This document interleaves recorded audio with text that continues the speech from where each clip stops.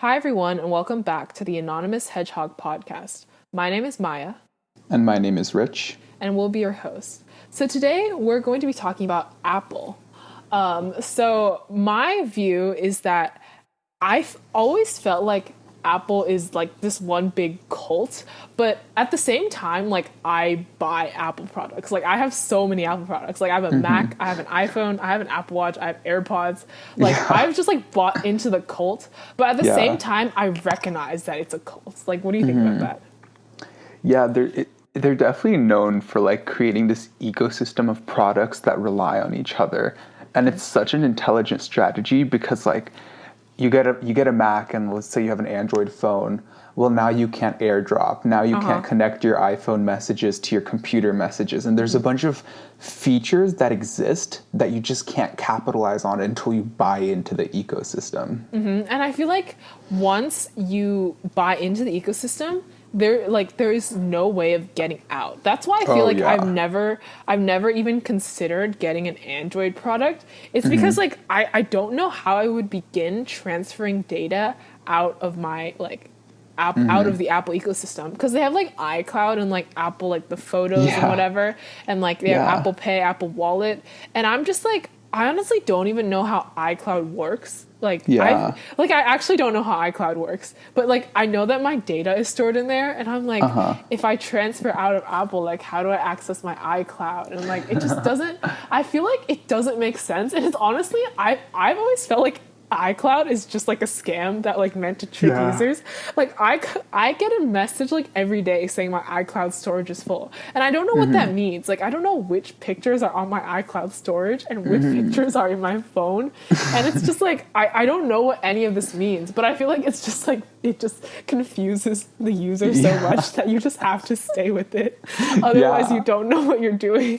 That's so funny because it's so true. Like, no, I don't know a single person who genuinely uses iCloud for backups because no one knows how to like use it. I don't get how it works.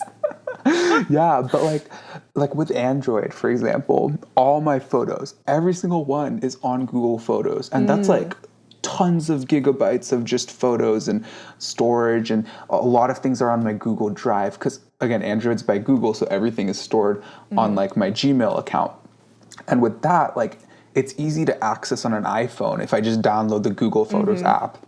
But going the other way around is like almost impossible. Yeah, exactly. I think that Google has done a really good job of that. Like they haven't really like isolated themselves in the same way that Apple has, because they make their products available on iOS devices and on Android devices. So like I use Google Photos too because I had the whole thing with like iCloud Photos, and I just like I don't know. I'm like, where are my photos? Like please tell me.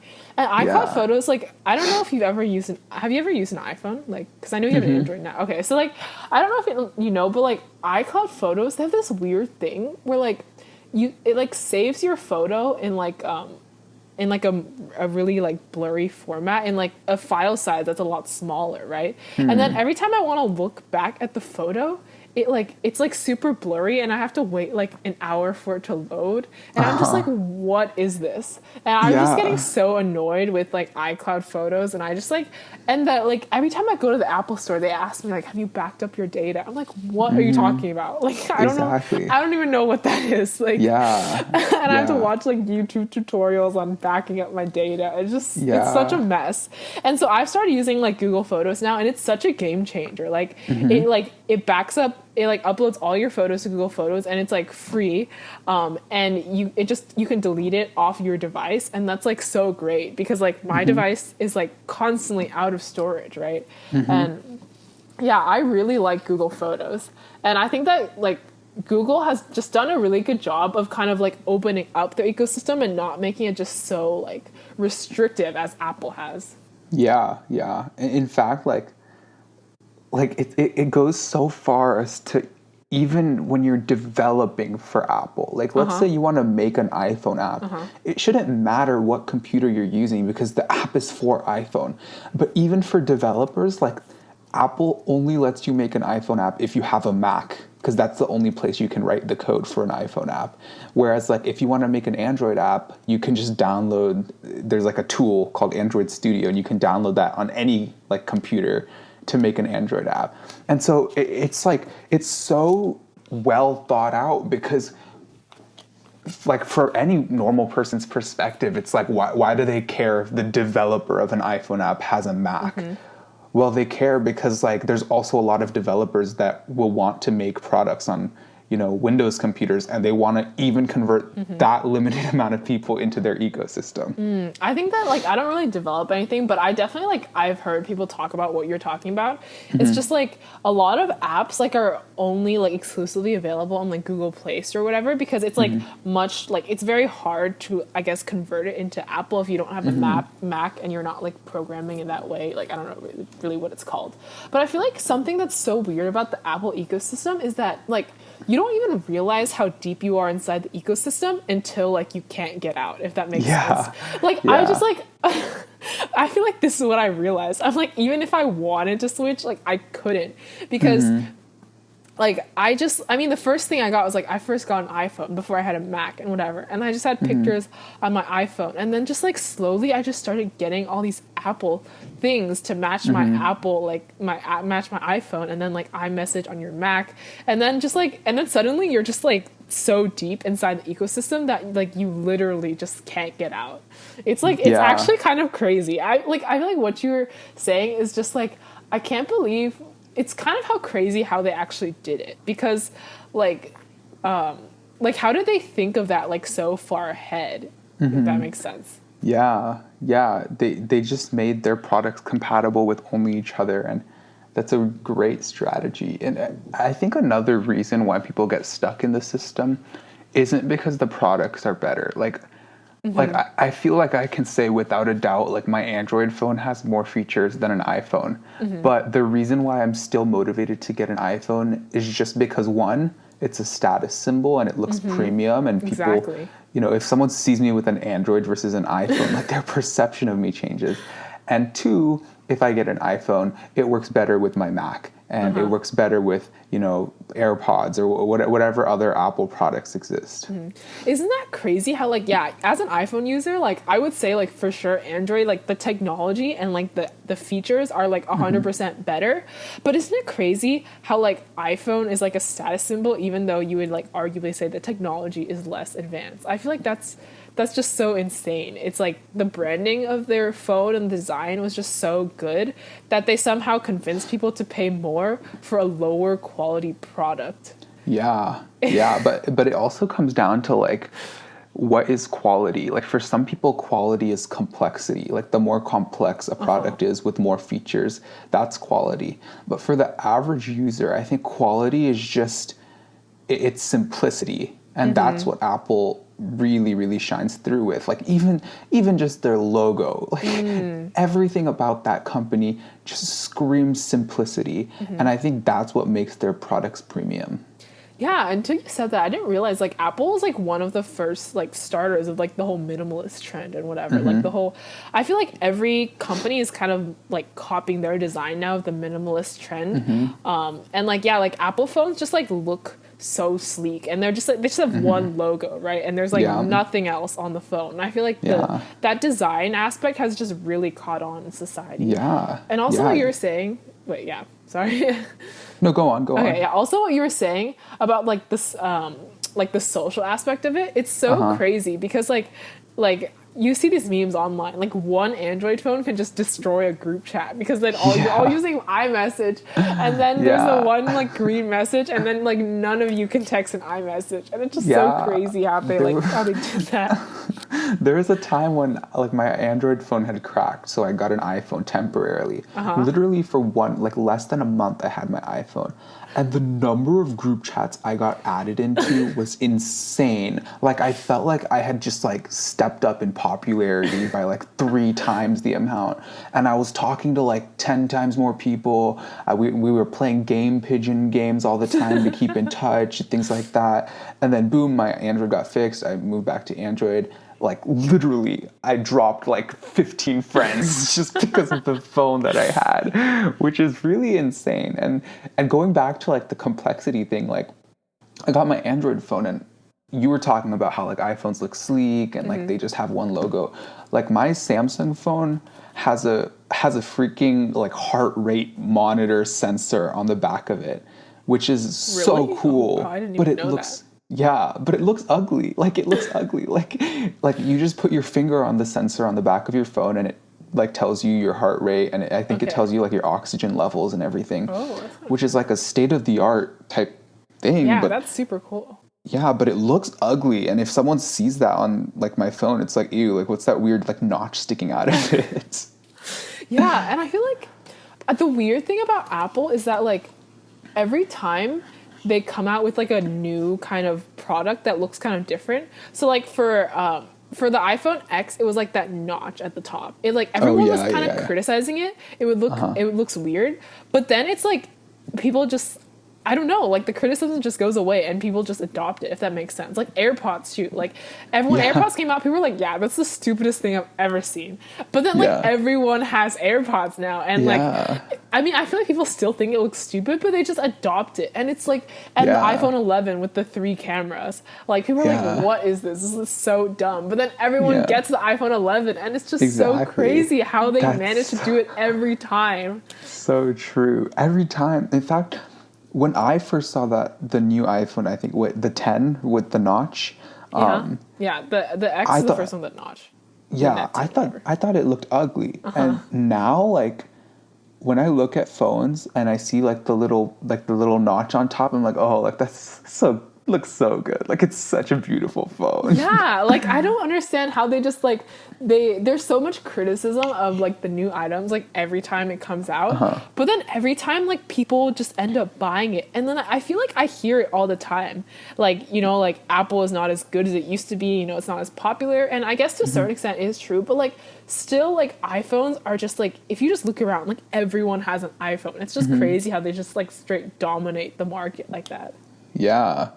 Yeah, and what's funny is that like the actual parts in your iPhone, I read somewhere that they're made by Samsung, something Really. like that. And the parts in your Mac, they're parts that have been used in Windows computers like 10 years ago. Like they're really old parts. Really. Yeah, obviously there's like advancements in your Mac every year, but like the rate at which Mac parts have been advancing versus like the rate at which Windows parts have been advancing is not the same at all. And it's really interesting because like people really just don't care at some Yeah. point. Like it doesn't matter. Yeah. I feel like I definitely like I mean I don't really know the specifics of technology, but I definitely do feel that like Mac computers are just not as good as like Windows or whatever computers because I know like I don't really game, but I know that some people that do gaming like you like physically can't game on a Mac. Yeah. Like it just doesn't work. Like Yeah. I think I one time tried to download and it just like freezes like crazy. Like even if it's like kind of a new Mac and like you have like quite a bit of RAM, like it's just like Yeah. it's just insane. Like it's like unplayable. Yeah. But and so like all of those gaming, like all those like streamers and people who like do serious gaming, they all have like a Windows computer because like Mac just doesn't support it. But yet people like people that use it like normally just like disregard. You know, they just don't care about that kind of stuff. Yeah, exactly. And you mentioned like RAM, like with a Windows computer, like let's say you're playing a game and it's lagging or something and the game's going slowly and you want to improve it. You don't need to buy a new computer. You can just upgrade your Yeah. RAM or you can just like add storage to your hard drive. But like with the Mac, the parts are physically soldered in, like they are glued into your computer. So if you want to upgrade your Mac, you need to buy a new one.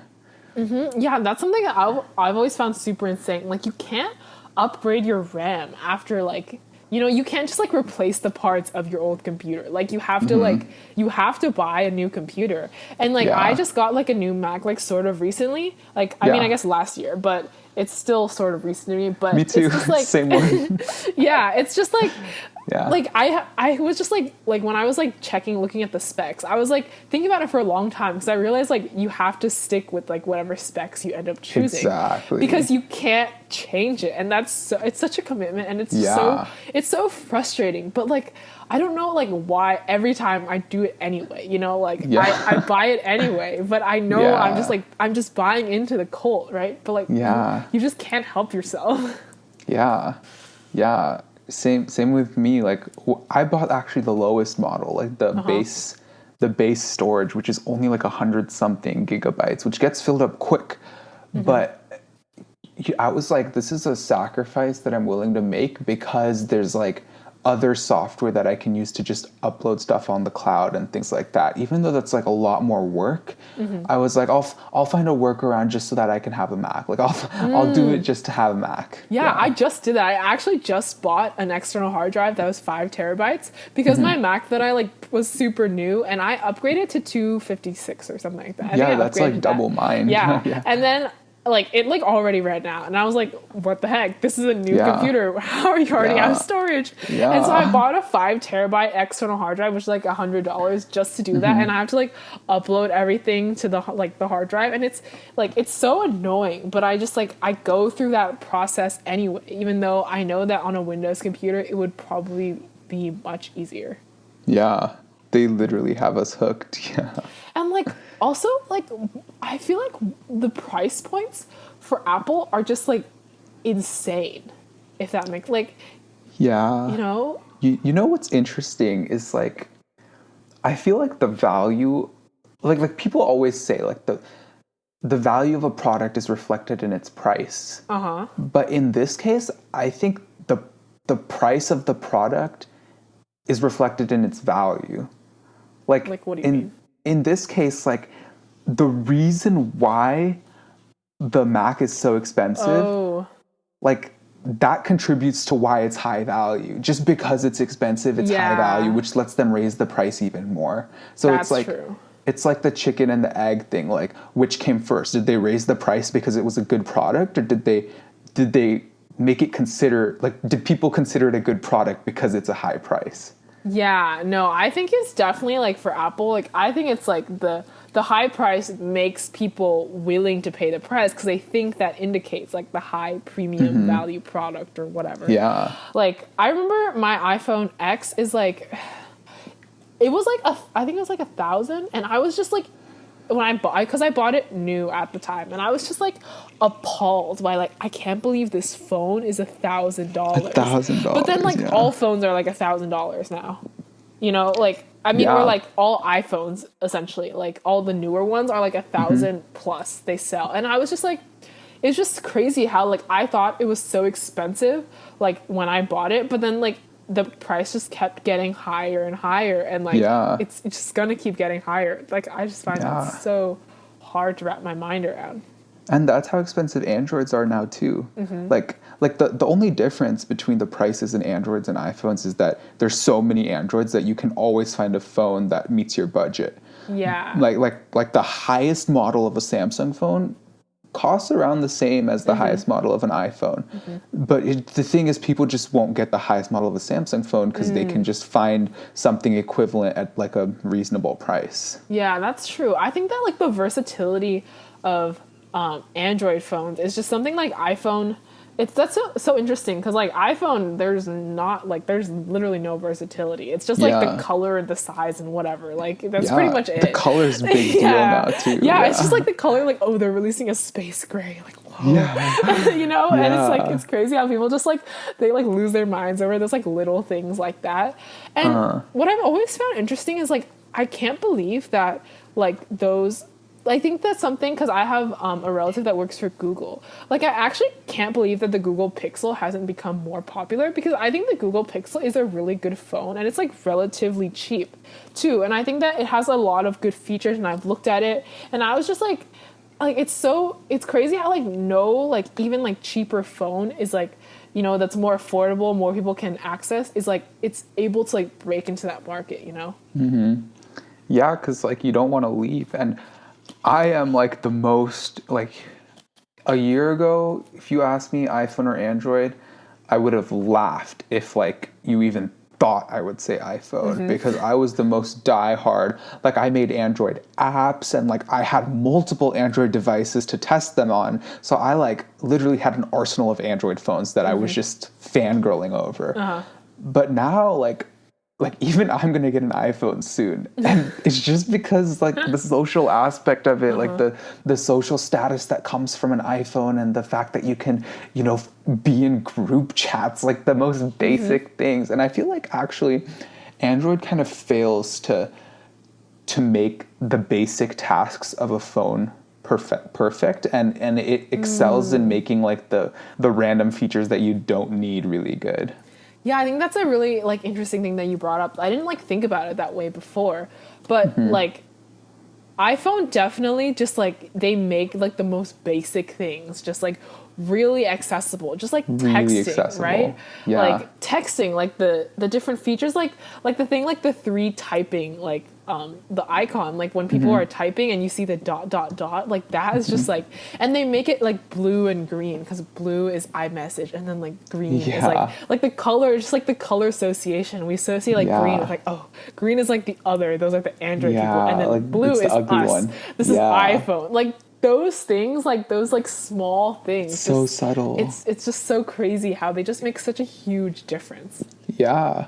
Versus with Android, like if you asked me what my like the default Android text messaging app is, like I wouldn't be able to tell you, because people use different text messaging apps. Because with Android, it's like so customizable that like, for example, I use Google Messages. Another person might use Samsung Messages. Another person might use some random messaging app developed by some random person. There's no standardization, and it's literally just up to you to choose what app you want to use to text. Wait, really? I didn't even know that about Android phones. Like, wait, so when you buy like what like a Galaxy X whatever, like Galaxy, I don't even know, S something. Like if you buy a Galaxy phone, does it like do most people just use the built-in message app with that then? I think most people do. Well, actually, it depends because like when I bought mine, I think that the default app was like some Verizon text messaging app. Like not even Google, not even like just Verizon app, Really? because I bought it from Verizon.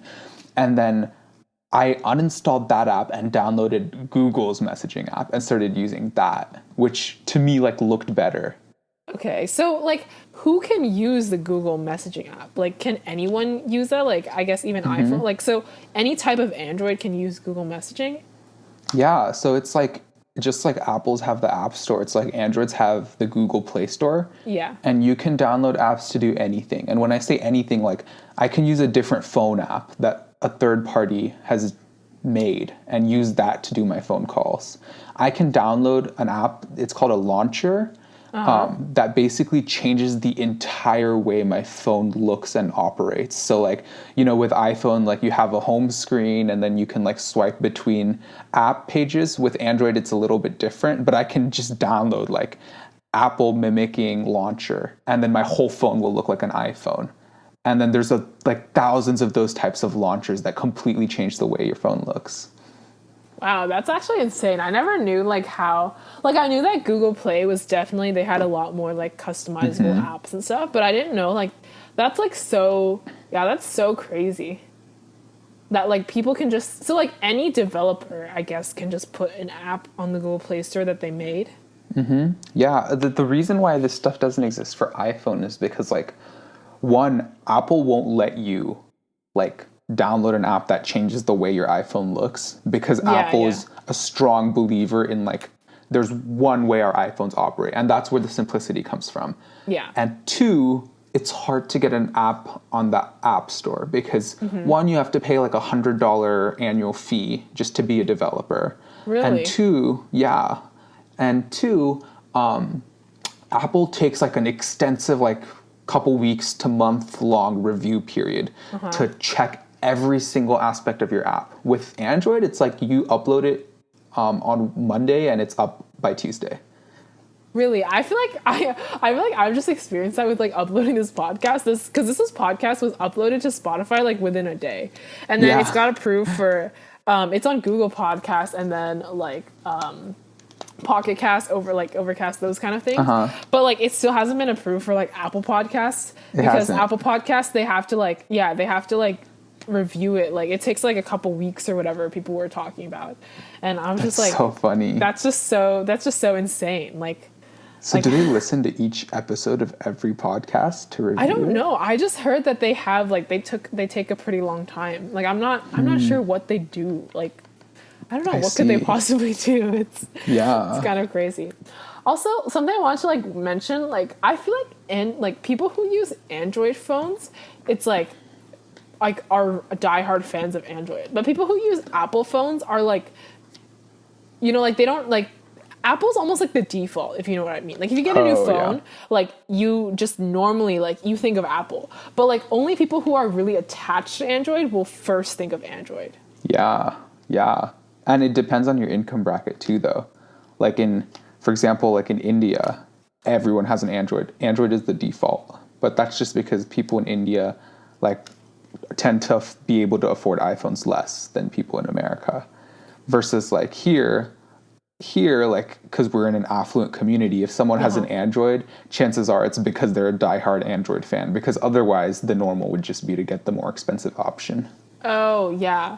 I feel like that's the way in China, too. But I'm not actually, sure in China if...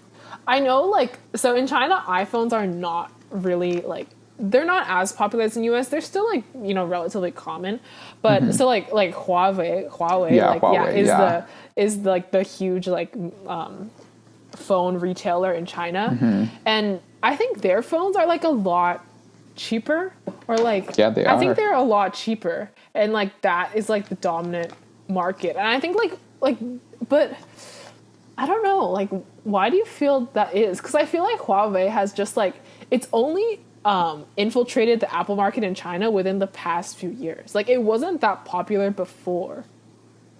Are you sure it's infiltrated the Apple market, or did it just infiltrate like the scattered Android market and just create a consistent Android device that people use? I have no idea. But I do feel like people in China people who were in China were more kind of attached to iPhones before. At least like iPhone used to have like a bigger market in China, I feel like. I see. But now, like I was talking to my dad who travels to China pretty routinely, and he was just like, yeah, like I think like Huawei, even though it is cheaper, it's like almost like people think that it's better than Apple. Oh, really? Yeah. That's interesting. It's really weird. I mean, I agree with that, honestly. Like, I've used Huawei phones before, and they're very premium. And they also range from every price range. Like, you can get a Huawei phone for $50, or you can get a Huawei phone for, like, around $1,000.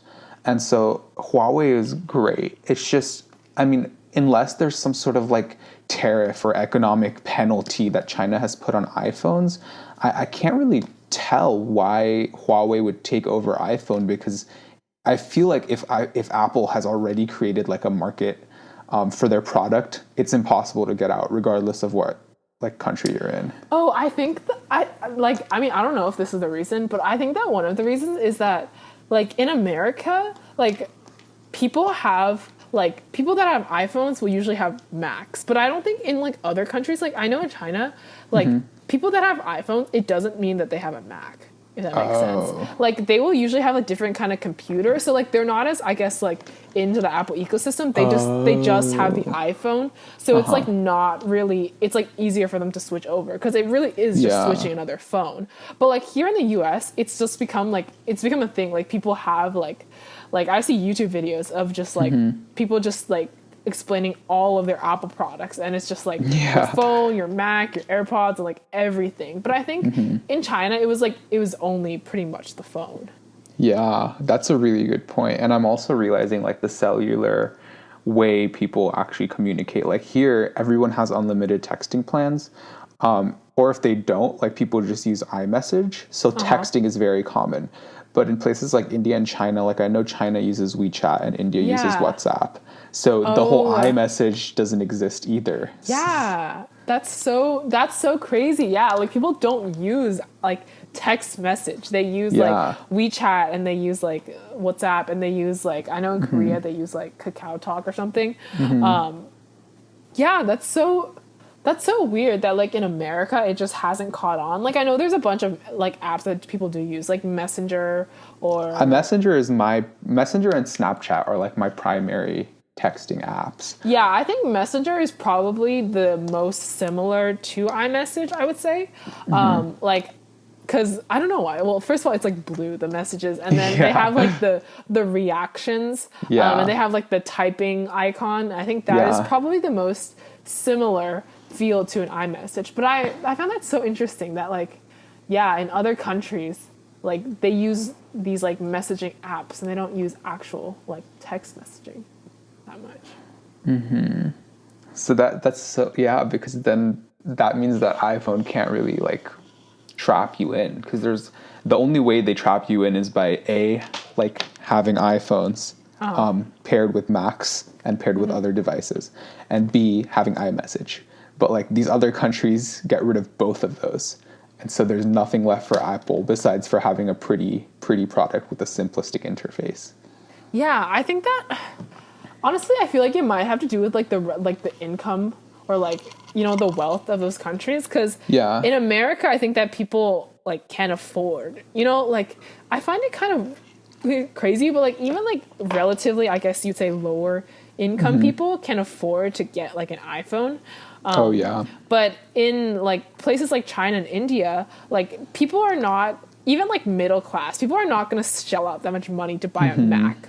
They're not going to Yeah. shell out that much money to get like just for the sake of like getting into the ecosystem and like like Yeah. Yeah. the simplicity of all of it. Like they just don't have like the disposable income, like to put it frankly, to do all of that. But here in the U.S., I think it's just generally more of a possibility Yeah. for us. Yeah, and it's also more culturally accepted to spend tons of money on technology. Like even like people earning the same income in like China versus in America. Like I feel like the Chinese person would still tend to use their disposable income on something other than expensive technology just culturally. Yeah, no, I think like Chinese people and like a lot of just the Asian countries in that like part of the world, they're just it's like bad. Like it's seen as like people will like look down, like like they'll look Yeah. down on you. They're like, wow, like you're spending your money so carelessly and over here. Like I know that a lot of like Chinese people when they immigrate over here, like the concept of taking out a loan is just so foreign to them. But in America, this is so interesting. I feel like we should do another like episode on this topic. But like in America, like taking out a loan is like so like everyone takes out a loan. Like no Yeah. matter like if you have the money, you still take out a loan because like the opportunity cost of like holding your money or whatever. You don't want to pay it in full. But like in China, like I know a lot of Chinese people like so when they immigrate over here, like they're reluctant to like buy a house and get a mortgage because they're like, what? I have to take out like a $500,000 loan? They're like, what are you telling me? And like I don't want to be Yeah. indebted to the government and like whatever. But here in America, like Yeah. like we're like even like the banking system, like loaning is just like so, like everyone takes out a loan. Like that's Yeah, like That's the just kind of government insane. itself spends on a deficit. Yeah, Yeah, like the it's whole just country insane. takes out loans. Yeah. that's Yeah. that's so crazy. That's interesting. Yeah, we'll definitely talk about like the cultural differences in like people's ideologies of how much they spend and how much they save in another episode. But for now, it's been 30 minutes, so I think we'll just end it right here. Okay, thank you guys so much for listening, and we'll see you all next time.